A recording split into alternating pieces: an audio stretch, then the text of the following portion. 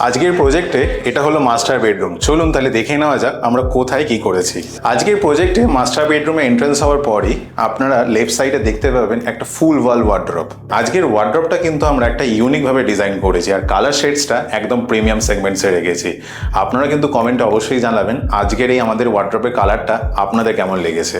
আজকের ওয়ার্ড্রপটা আমরা কিন্তু স্লাইডিং ওয়ার্ড্রপ রেখেছি, ওপরে কিন্তু একটা হাই গ্লসি ল্যামিনেট ইউজ করেছি, আর মিডিল পোর্শনটা একটা ফ্লুটেড ল্যামিনেট ইউজ করেছি। ওভারঅল এই দুটো ল্যামিনেট মিলিয়ে কিন্তু এই ওয়ার্ড্রপটাকে আরও প্রিমিয়াম করে তুলেছে।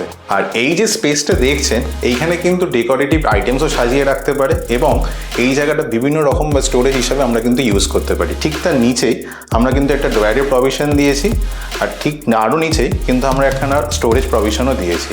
যারা ভাবছেন একটা ফুল ওয়াল ওয়ার্ড্রপের সাথে একটা ফুল সাইজ মিরার, তাদের জন্য এই টাইপের ওয়ার্ড্রপ কিন্তু একদম বেস্ট অপশন। আমরা আজকে ড্রেসিং ইউনিটের প্লেসমেন্টটা কিন্তু একদম সিম্পল রেখেছি।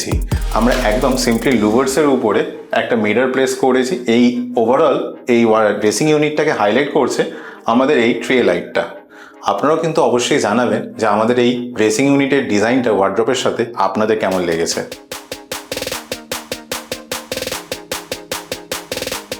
আজকের ফুল ওয়াল ওয়ার্ড্রপটাকে আরও ফুটিয়ে তুলছে আমাদের এই স্টাইলের ড্রেসিং ইউনিট।